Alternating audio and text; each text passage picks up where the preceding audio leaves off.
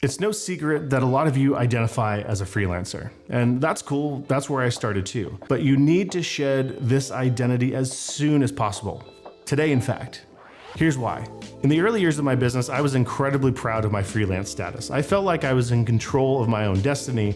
I was able to showcase my talent and my work, and I believe that my work defined me, and I believe that this is why my clients hired me instead of anybody else. Now, this enthusiasm and excitement lasted for a good many years, and that was until I started to feel kind of burnt out. Like I was doing all the work myself. I loved some clients, but I hated others. I was working more hours than I planned, and I was trapped in a lot of the admin to run the business. I was chasing clients for payments, vacations, like what vacations?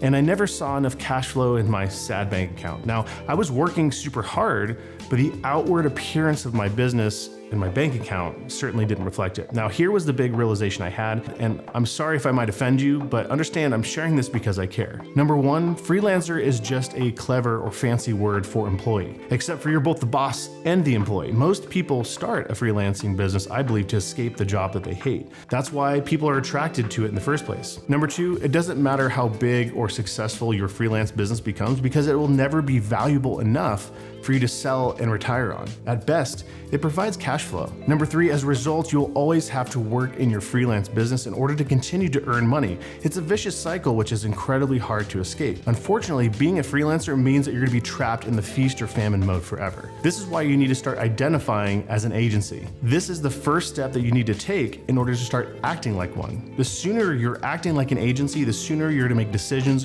which are gonna help you earn more and create a more valuable business.